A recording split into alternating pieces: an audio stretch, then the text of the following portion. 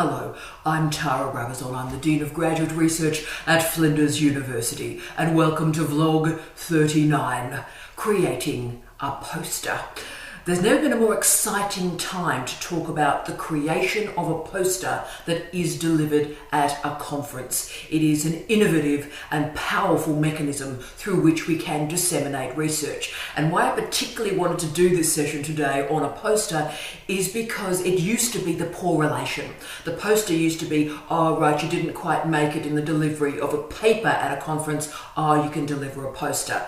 Well now, as it turns out, the poster has so much more energy and propulsion for the dissemination of your research, both during the conference, but also particularly after it.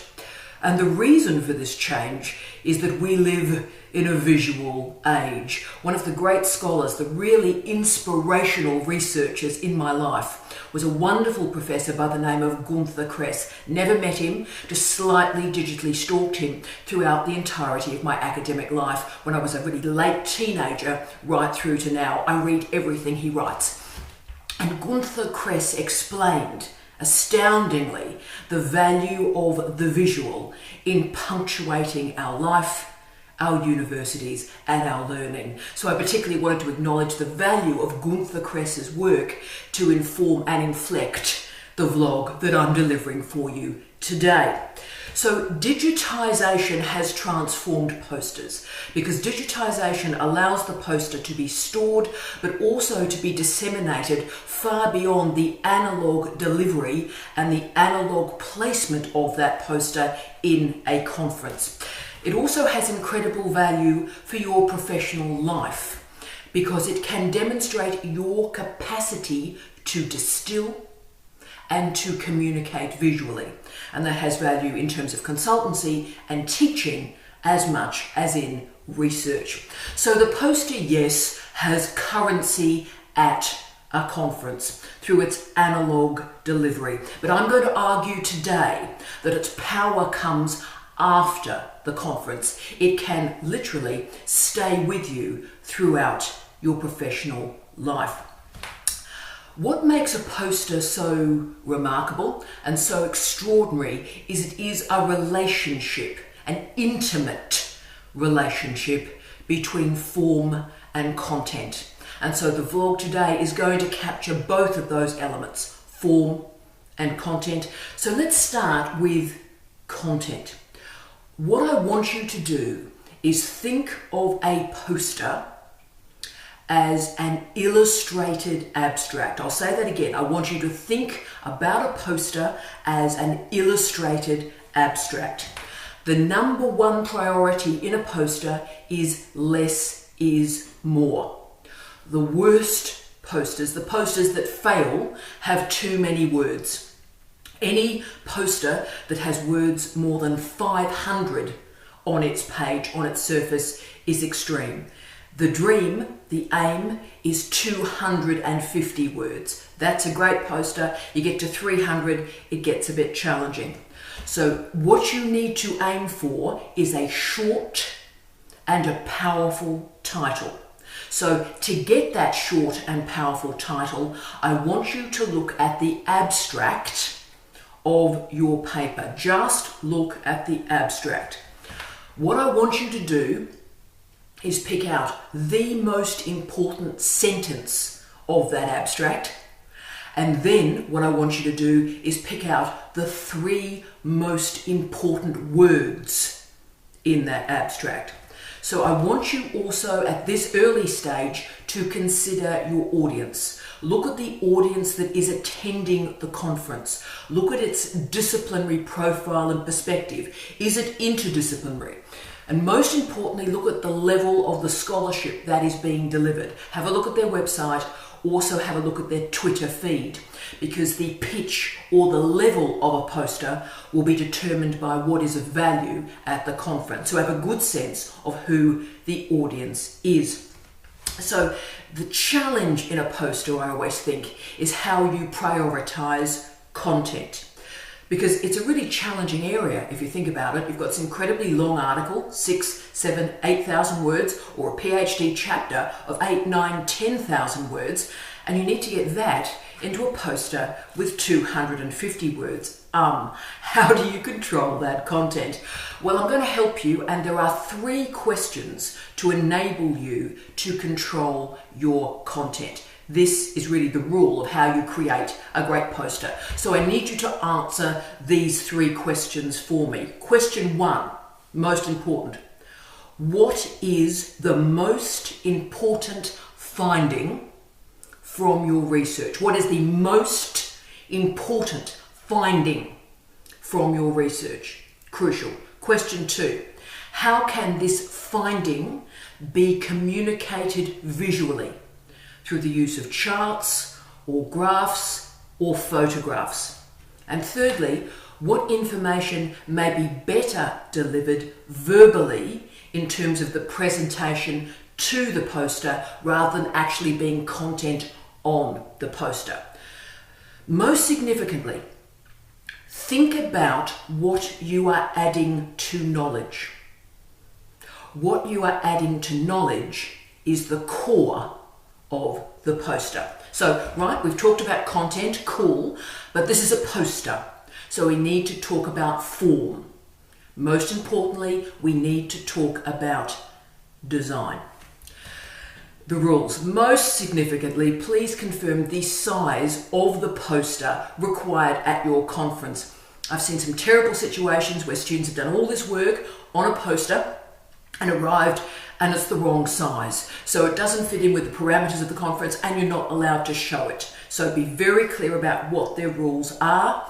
Recognize that it must be readable at 2 meters. So that means the font size you are deploying is 100 point for the headings and about 36 point for the subheadings. And the font selection, it's a very controversial area. Yes, you can use Arial or Verdana, Tahoma, Times New Roman if you have to. I often think Tahoma is a great font. So do have a look at it in terms of poster delivery. So font selection does matter. Also leave a 3 centimeter border around your poster, white space. Yes, it's significant and important to use dot points and to use graphs. And color is important. Color is so significant in design. What I want you to do is use a light background with dark text. You can see the challenge of doing it the other way around.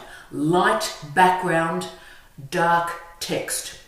Use 3 colors and no more. 2 is often fantastic, but 3 colors, no more. And be very wary of red and green. Do not put red text on blue or blue text on red. Basically avoid all yellow writing for the rest of your life and keep the background plain.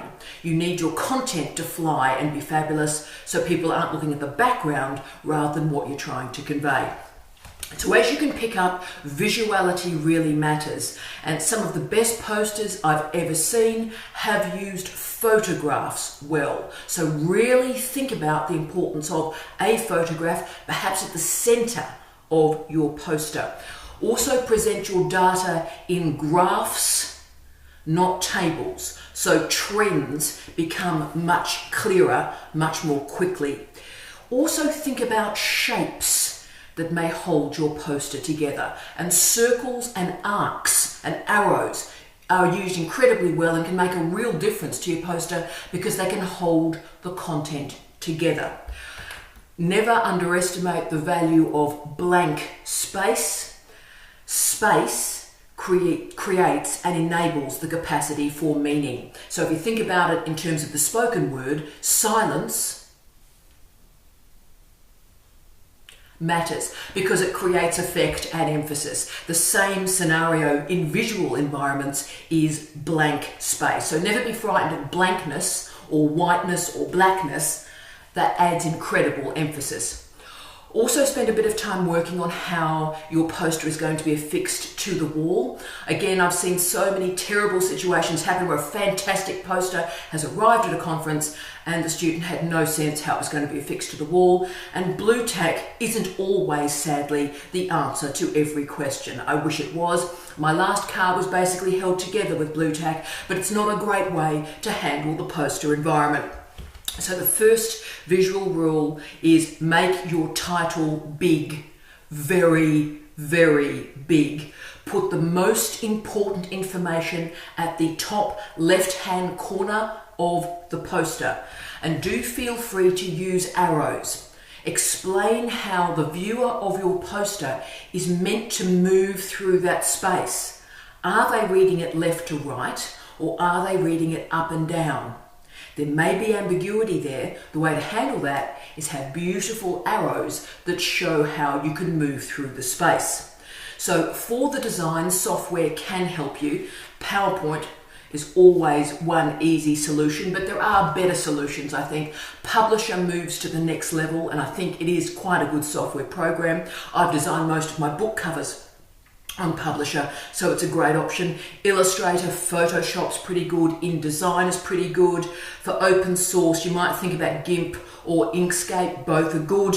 So when you are presenting your poster, so you're in the conference and you're speaking to the poster in your slot, this is a really significant moment of your career. What I would advise is on a card like this, have 4 or 5 sentences on that card. That is all. 4 or 5 key points that you are going to communicate. Because you're only going to have a minute. 1 minute is a good length of a poster presentation, right? It is an elevator pitch. You've got to demonstrate enthusiasm, energy, power, passion, why they should care. Make a connection with the people gathering around you, and know that you're going to have to do that elevator pitch 5, 6, 10 times in an hour slot.